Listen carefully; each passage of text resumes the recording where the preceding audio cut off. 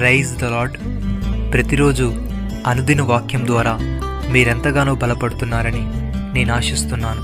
అలాగే మీరు కనుక మన యూట్యూబ్ ఛానల్ని క్రొత్తగా వీక్షిస్తున్నట్లయితే మన యూట్యూబ్ ఛానల్ని సబ్స్క్రైబ్ చేయండి, ఇతరులకు షేర్ చేయండి.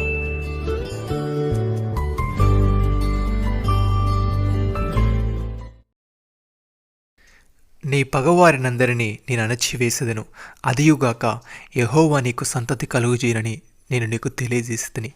దినవృత్తాంతములు 1 గ్రంథము 17వ అధ్యాయము 10వ వచనము. ప్రియమైన సహోదరి సహోదరులారా, దేవుడు దావీదును కనుగొనెను, ఆయన పరిశుద్ధ తైలముతో అతన్ని అభిషేకించెను.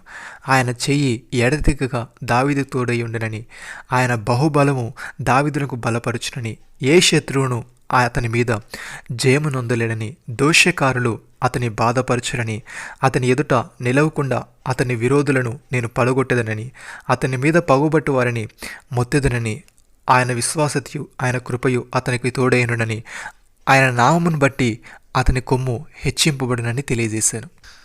దావీదు దేవునితో ఈ విధంగా అంటున్నాడు: యుద్ధమునకు నీవు నాకు బలము ధరింపజేసితివి, నా మీదికి లేచిన వారిని నా క్రింద అణచివేసితివి, నా శత్రులను వెనుకకు నీవు మల్లజేసితివి, నన్ను ద్వేషించు వారిని నేను నిర్మూలము చేసితిని.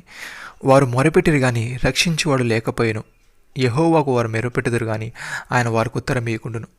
అప్పుడు గాలికి ఎగురు ధూళివలె నేను వారిని పొడిగా కొట్టితిని, వీధుల పెంటను ఒకడు పారబోయినట్లు నేను వారిని పారబోసితిని. సహోదరి సహోదరులారా, యెహోవా ఇల్లు కట్టించిన ఎడల దాని కట్టువారి ప్రయాసము వ్యర్థమే, యెహోవా పట్టణమును కాపాడని ఎడల దాని కావలి కాయవారు మేలుకొని ఉండుట వ్యర్థమే. మీరు వేకోని లేచి చాలా రాత్రి అయిన తర్వాత పండుకొనుచు కష్టార్జితమైన ఆహారము తినుచుంట వ్యర్థమే. తన ప్రియులు నిద్రించుచుండగా ఆయన వారికి ఇచ్చుచున్నాడు. కుమారులు యెహోవా అనుగ్రహించే స్వాస్యము, గర్భఫలము ఆయనిచ్చు బహుమానమే. యవ్వన కాలమందు పుట్టిన కుమారులు బలవంతుని చేతిలో బాణములు వంటివారు, వారితో తన అంబుల పొద్ది నింపుకొనిన వాడు ధన్యుడు. అట్టివారు సిగ్గుపడక గుమ్మములలో తమ విరోధులతో వాదించుదురు. ప్రియమైన సహోదరి సహోదరులారా, మన తండ్రి అయిన దేవుని నుండి ప్రభు అయిన యేసు క్రీస్తు నుండి కృపా సమాధానములు మీకు కలుగునుగాక. క్రీస్తు యేసునందు మీకు అనుగ్రహింపబడిన దేవుని కృపను చూచి ఏ విషయమైనా నా దేవునికి ఎల్లప్పుడూ కృతజ్ఞతాస్తులు చెల్లించుచున్నాను. క్రీస్తును గురించిన సాక్ష్యము మీలో స్థిరపరచబడినందున ఆయన యందు మీరు ప్రతి విషయంలోనూ అనగా సమస్త ఉపదేశములను సమస్త జ్ఞానములను ఐశ్వర్యవంతులైతిరి. కనుక ఏ కృపావరమునందును లోపము లేక మీరు మన ప్రభు అయిన యేసుక్రీస్తు ప్రత్యక్ష కొరకు ఎదురు చూచుచున్నారు. మన ప్రభు అయిన యేసుక్రీస్తు దినమందు మీరు నిరపరాధులై ఉండునట్లు అంతము వరకు ఆయన మిమ్మల్ని స్థిరపరచును. మన ప్రభు అయిన యేసుక్రీస్తును తన గుమాని సహవాసమునకు మిమ్మల్ని పిలిచిన దేవుడు నమ్మదగినవాడు. నమ్మిన వారు నాతో కలిసి ప్రార్థనలు ఏకీభవించండి.